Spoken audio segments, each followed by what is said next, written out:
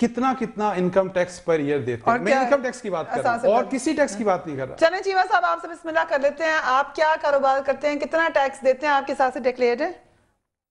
पाकिस्तान जी बिल्कुल, मेरे यहाँ सारे डिक्लेयर्ड हैं और मैंने इससे पहले मैंने 97 का भी इलेक्शन, 2002 का भी इलेक्शन लड़ा है, जिसके अंदर मेरा जो है टोटल जो मेरा जो कारोबार है वो एक ज़राअत के ऊपर है, यानी कि मैं एक काश्तकार हूँ और वहीं से मेरी जो इनकम है, जो टैक्सेस हैं वो अपने पूरे अदा करता हूँ। अभी इनकम टैक्स कितना दिया आपने इस साल? इनकम टैक्स कितना दिया आपने इस साल?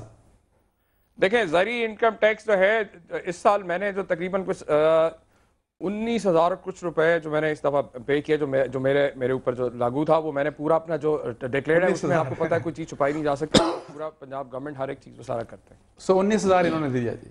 19, अब वो उनकी जो पेपर्स लेकर आएंगे उसके साथ हम सवाल कर सकते हैं। मेरा 19,000 से बहुत ज्यादा है, multiply into a lot of that money. इतना कम इनकम टैक्स क्यों दिया उमर साहब आपने? वैसे देखिए, मैंने आपसे कहा कि मेरा जो रोजगार है, मैं एक मिडिल क्लास से ताल्लुक रखने वाला बंदा हूँ और एक काश्तकार हूँ, एक एवरेज लैंड होल्डिंग रखने वाला मैं काश्तकार हूँ। इसलिए जो मेरा जो बनता है टैक्स, मैंने आपसे वही बात की कि मेरे नाम पे भी कोई भी चीज 1 इंच कोई अगर साबित कर देगा कोई चीज है वो बेनामी के ऊपर नहीं है।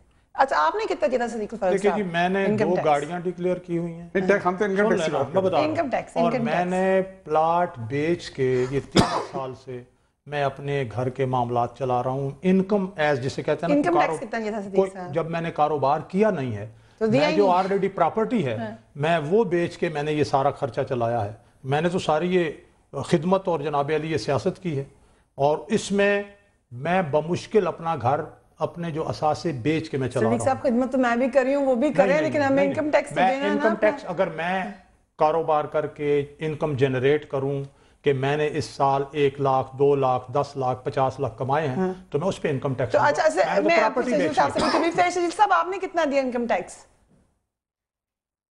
मुझे फरिया एग्जैक्टली याद नहीं, लेकिन ये मुझे जरूर याद है कि कोई 7 लाख प्लस कुछ इनकम टैक्स दिया। नहीं, ये मैं एक बात बताऊं, मैंने ये प्रोग्राम किया था जब हम कर रहे थे एक प्रोग्राम टैक्स के ऊपर, तो मैं ऐसे ही चली गई मुख्तलिफ दुकानों में लोगों से सवाल पूछने कि कितना टैक्स दिया। किसी को याद नहीं था कितना टैक्स दिया है। ये भूल कैसे जाते हैं लोग? बता रहा हूँ फरिया, ये जो सब है ना, नहीं मैं एग्जैक्ट आपको अमाउंट मैंने कहा 7 लाख प्लस है, 7 लाख और 8 लाख के बीच में जो मैंने टैक्स। अच्छा फरिया, ये सब लोग जो है ना, ऐसे ये मेरे और आपसे बहुत गरीब हैं, इनकी इनकम हमसे भी बहुत कम है, लेकिन ये मैं आपको बताऊं, ये एक जनरल जो है ना, ये पूरे एक रवाज है। अपना जिस रिवाज को मैं ब्रेक पे चली जाऊं, मैं फिर आ रही हूं ब्रेक के बाद। ये एक रवाज है, ये जो है ना कि टैक्स नहीं देना, ये एक रवाज है जिस रिवाज को मैं खत्म कर रवाज अपनी जगह होगा, लेकिन मैं इस रिवाज को खत्म करने के बाद आयुष शजील साहब, लेकिन मेरी इन लोगों से 100 टाइम्स में टैक्स ज्यादा टैक्स देते हैं। मगर क्यों हम में से कुछ लोग ज्यादा टैक्स देते हैं, कुछ कम देते हैं? ये सिस्टम कैसे ठीक होगा? मगर पाकिस्तान में और बिलखुसूस इस्लामाबाद में आपने ऐसे मनाजिर देखे होंगे जब वहां पर अफराद ने अपनी गाड़ियां कहीं पार्क की और ट्रैफिक पुलिस ने उस वक्त उसे लिफ्टर की मदद से उठा लिया। गाड़ियां उठाने के वाकयात में कई बार ऐसा भी हुआ कि गाड़ी लिफ्टर से नीचे गिर कर तबाह हो गई और गाड़ी के मालिक को फूटी कौड़ी भी नहीं मिली। आज एक ऐसा ही वाकया पार्लियामेंट हाउस में पेश आया जब ट्रैफिक पुलिस ने MQM के रुकन कौमी असेंबली हैदर अब्बास रिजवी की गाड़ी उठा ली। टाइम चूंकि ये मामला एक रुकन असेंबली का था, इसलिए पुलिस को लेने के देने पड़ गए। गाड़ी उठाने के बाद हैदर अब्बास रिजवी ने खूब तुंदही का मुजाहरा किया और उन्हें उसी वक्त पकड़ लिया। हैदर अब्बास रिजवी साहब ने ट्रैफिक पुलिस एहलकारों से फौरन ये सवाल किया कि उनकी गाड़ी को किस कानून के तहत पार्लियामेंट के हाथे से उठाया गया है। विश कि हम भी इसी तरीके से इन एहलकारान से सवाल पूछ सकते हैं। टेक अ ब्रेक, उसके बाद मजीद बात होगी। Keep watching News beat.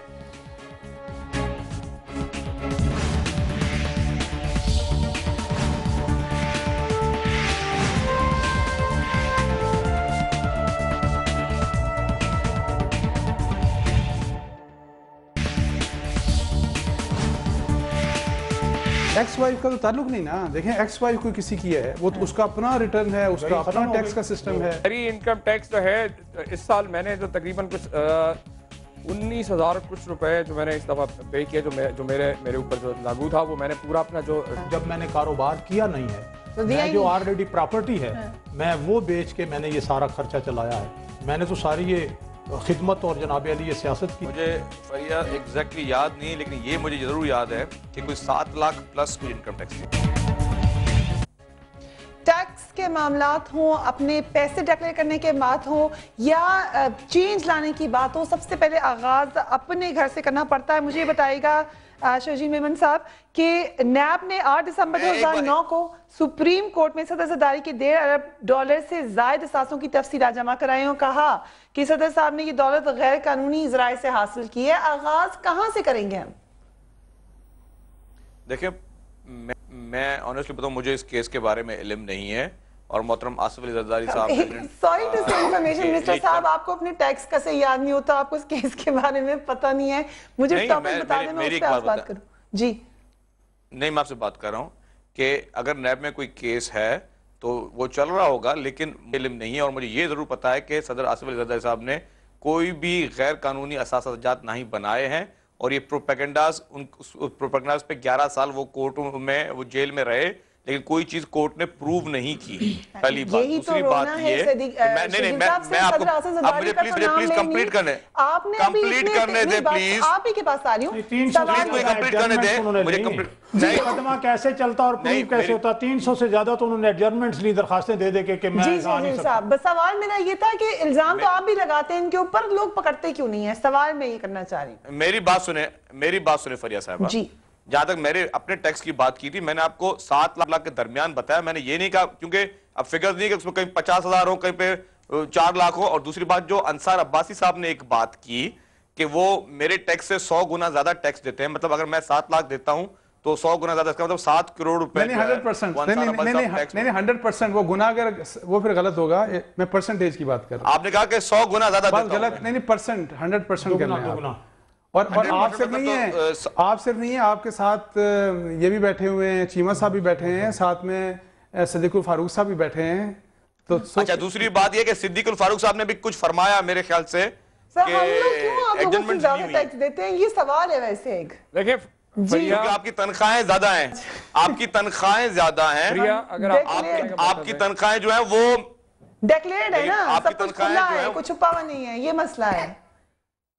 जी चीमा साहब, आप कुछ कहना चाह रहे हैं? हमारी भी तमाम चीजें जो एसेट्स वो डिक्लेयर्ड है पे ये जितनी, और अगर हमारे एसेट्स पे हम ओपन चैलेंज करते हैं, अगर कोई एक पैसे की भी कोई चीज प्रूव करके दिखाए तो हम बात कर लें। जो इमरान खान साहब ने बात की, इन लोगों को बजाय इस किस्म के मामलों को उलझाने के, इनको चाहिए कम से कम अगर कोई मामलात इल्जामात हैं तो कम से कम किबला सीधा करें। और यहाँ पे अंसार अब्बासी साहब ने बड़ी अहम बात की कि स्क्रूटनी, अकाउंटेबिलिटी की। और आपको याद है 1996 के अंदर इमरान खान साहब ने जब बात की एहतसाब की, मियां साहब ने भी वो उसको नारे को कॉपी किया, लेकिन बाद में हमने देखा सैफुर रहमान ने जो एहतसाब किया।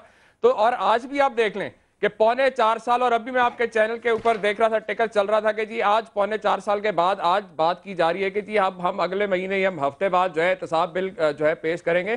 तो एक्चुअली ये जो इनका आपस में जो एक तयशुदा एक मुआहदा है कि इस पिछले 4.25 साल से ना तो नैब का कोई चेयरमैन जिस तरह से अपॉइंट 2 दफा हुआ, कोशिश की गई, उसके ऊपर स्टे ले लिया गया। तो ये जब तक खुद अपने केसेस को और इस तरह करना, तो देखिए गवर्नमेंट को चाहिए, ये जिम्मेदारी तो गवर्नमेंट की है, गवर्नमेंट को चाहिए था कि अभी तक कर लेते। नवाज शरीफ साहब लीडर ऑफ द अपोजिशन थे, बेनजीर साहिबा वजीर आजम थी, एहतसाब की बात वहां हुई पार्लियामेंट में, नवाज शरीफ ने 3.5 घंटे की तकरीर में ये बात की, और उसके जवाब में नहीं अकाउंटेबिलिटी, उसके बाद एक नैब का इदारा बना, लेकिन वो नैब का इदारा फिर ठीक तरह से जो है उसे जिस तरह करना चाहिए काम, ये बार बार जो सिस्टम टूटता रहा है, अगर यहाँ सिस्टम चलता रहता तो ये भी ठीक हो जाता। अब मौजूदा हुकूमत जो पीपल्स पार्टी की है, 3.5 साल से अकाउंटेबिलिटी का कानून हम बनाना चाह रहे हैं, एक लम्हा 3 साल से ज्यादा हो गया है, लेकिन पीपल्स पार्टी का वजीर कानून ही उसमें नहीं आ रहा। अब कोई बन जाए अकाउंटेबिलिटी का कानून को। अच्छा, लेकिन शर्जील साहब, आपने कौन सा एहतसाब बना दिया? उन्होंने तो सैफुर रहमान का किया था, आप लोगों ने कौन सा तरीका बना दिया एहतसाब का? देखिए, हम अगर चेयरमैन नैब रखते हैं, उनको ये रखने देती, जस्टिस दीदार हुसैन शाह साहब पर इनको एतराज है, फसी बुखारी साहब पर इनको एतराज, और जिस तरह फसी बुखारी साहब आए, इन्होंने कोर्ट में स्टे ले लिया कि हमारे केसेस यहाँ पे नहीं चलेंगे। अच्छा ठीक है, मुझे सलूशन बता दें आप, क्योंकि वक्त खत्म हो जाता है, हम इल्जामों में बात खत्म कर देते हैं, सलूशन बता दें जल्दी से। नहीं, इन्होंने एक बात की सिद्दीकुल फारूक साहब ने, जवाब दे दें, कि जो हमने एडजमेंट ली, मैं इनको बताऊं कि मियां नवाज शरीफ साहब ने जिस तरह लोन्स लिए और जिस तरह किए, 1990 में नवाज शरीफ साहब ने बहैसियत वजीर आजम 614 614 बिलियन रुपए के कर्जे हासिल किए। ये पकड़ी कैसे जाएंगी? मुझे ये बता दें, अगर सच है, सिर्फ इल्जाम के बजाय मैं प्रूफ दे रहा हूं। अभी जो 614 बिलियन रुपए के कर्जे हासिल किए, किसी और को रख नहीं, इसका वक्त खत्म हो गया, आपने लेट निकाले अपने पर्चे, अब इसको रख देखिए प्रॉब्लम ये है, प्रॉब्लम बेसिक ये है कि ये जो शर्जील साहब कह रहे हैं हो सकता है ठीक हो, अब अकाउंटेबिलिटी मियां साहब की किसने करनी है? इनकी गवर्नमेंट की रिस्पांसिबिलिटी है। और मैं आपको बताऊं, मुझे खुद पिछले दिनों लॉ मिनिस्टर ने बताया कि हमने मियां साहब का केस, और मुझे प्रेसिडेंट ने कहा, और किसी प्रेसिडेंट का बेसिकली फैसला है कि हमने मियां साहब का कोई केस नहीं खोलना। ये कैसी अकाउंटेबिलिटी? अगर ये बात है तो किस कदर अपना केस चलने नहीं देना, इनका केस खुलने नहीं देना, अपना केस चलने नहीं देना, उनका कोई सदीकुल फारूक साहब, चीमा साहब और शर्जील मेमन साहब बड़ी इंपॉर्टेंट बातें आप करने लगे थे मेमन साहब, लेकिन आई अपोलोजाइज के वक्त की कमी की वजह से रोकना पड़ गया। किसी और शो में इसको दोबारा देखेंगे। पिछले कई दिनों से आप इल्जाम सुन रहे हैं, चाहे वो PMLN की रैली हो जहां पर बेतहाशा इल्जाम पाकिस्तान पीपल्स पार्टी पर लगाए जाते हैं, चाहे शर्जील मेमन साहब की प्रेस कॉन्फ्रेंस हो जहां पे पलंदों के पलंदे निकालकर इल्जाम मियां बरादरान पर लगा दिए जाते हैं, चाहे वो इमरान खान साहब की रैली हो जहां पर इन दोनों पार्टीज के ऊपर इल्जाम लगाए जाते हैं। इनकी स्क्रूटनी कौन करेगा? यही हम आज जानना चाह रहे थे। You can write to me on newsbeat@sama.tv और join me on my Facebook page। मुझे मेरी टीम को इजाजत दीजिए, अपना ख्याल रखिए, अल्लाह हाफ़िज़।